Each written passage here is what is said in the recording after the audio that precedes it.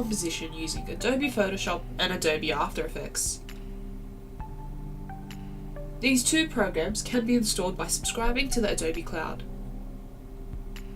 A lot of programs under Adobe are designed for specific purposes. Photoshop is designed to create non-vector images, and while the software allows you to animate, a lot of the animation is quite limited. This is where After Effects comes in. After Effects gives you the freedom to get creative and allow your composition to pop.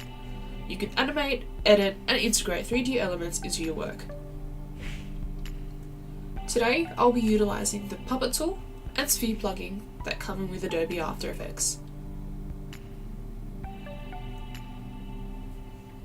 I recently recorded this artwork to showcase my pipeline from painting to compositing. For those new to production, compositing is just a fancy term for putting the elements of your work together. Also, a disclaimer, I recently came out of surgery, so my voice isn't 100% in this video. Onto the video! Here I am outlining a sketch of a woman playing basketball that I did earlier. I recently joined a friendly basketball competition in my area and was inspired to do this piece because of that. Cleaning up a sketch is the most fun part of this process because it's quick and requires minimal focus. If you're experienced, you can throw on a good track and get it done in a couple of minutes. I like to vary my line work and apply pressure when needed. I use a Wacom Intuos graphics tablet because it has great pressure sensitivity and is inexpensive. Also, if you're curious about the brush I'm using, it's the free Animators pencil brush from kylebrushes.com. I highly recommend downloading it. And just a note to the viewer, I will link everything I reference in this video in the description. Now, you'll notice I leave out the basketball at this stage and also the details of the basketball jersey. You'll see why later in this video.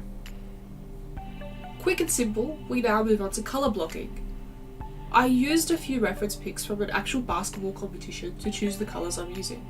For myself, colour is an intuitive exercise since I've been doing it for a while. However, if you're struggling to grasp colour, having a play at blending acrylics yourself can really help. So at this stage, the colours look quite flat, but not to worry, this will quickly change by adding shadows in the right places. Understanding light and shadow is one of those things that, if you can master it, it can really help you across multiple platforms. For example, this year at uni, I became more acquainted with 3D modelling. I learned how different solids create shadow and different elements interact with light. And in turn, that helped me to excel in other areas such as photography and painting. There are a lot of great short courses on 3D modelling, so give it a go! To soften the harshness of the lines, I fill in the outline around an area with a slightly darker tone than the base colour. In addition, I use a bright background in the early stages to help identify any missing gaps in my work.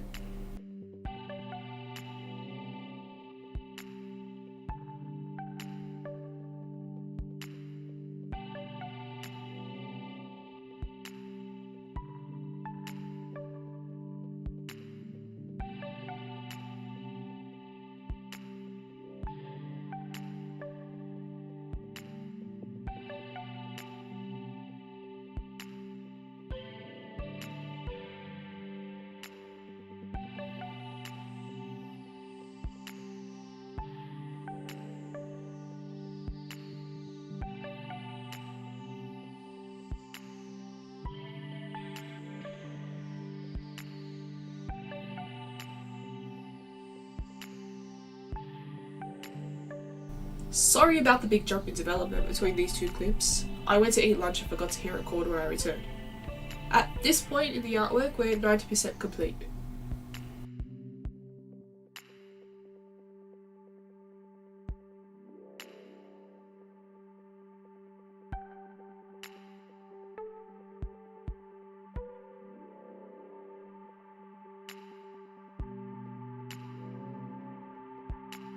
During the time skip, I added a quick background.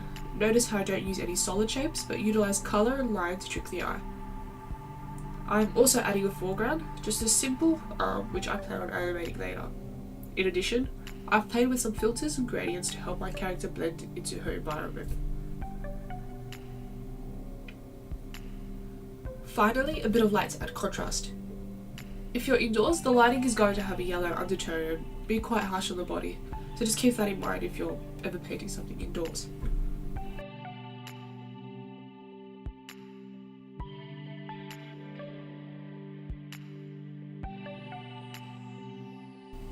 In the process of all this, I've kept everything on a separate layer and labelled them appropriately to help with compositing later.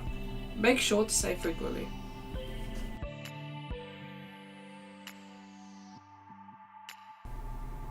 Now isolate each layer according to the foreground, the middle ground, the background, and any additional props that might be needed.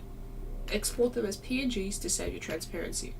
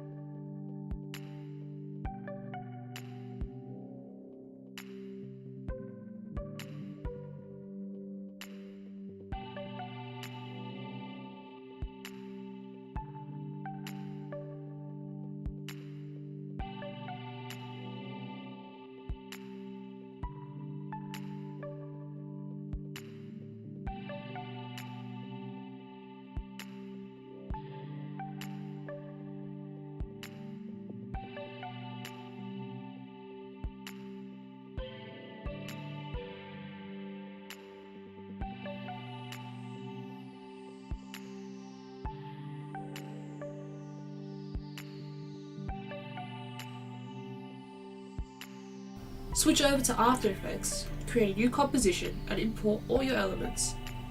This isn't a beginner's tutorial, so I won't be walking you through everything, but just giving you an overview. I may consider doing a more in-depth tutorial at a later date. To start, drop in a solid background.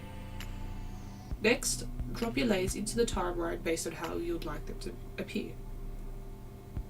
Next, drop your layers into the timeline based on how you would like them to appear. Here I am creating the 3D basketball using the inbuilt sphere plugin. You need a flat image or UV map of the basketball that can be wrapped around a sphere for this to work. If you want to understand what a UV map is, imagine an Easter egg. The chocolate or the sphere is the base, and the wrapping is the UV map. I prepared a basketball UV map a little earlier. I'm just positioning it for now. I will animate it shortly. Now let's use the puppet tool to create subtle movement in our character. You do this by pushing pins into the areas you want to move. Be sure to use 3 for any limb. 1 pin to anchor the limb and prevent unwanted movement. 1 to act as a lever, and the 3rd to move for your needs. I'm animating the hair and the left arm for this composition.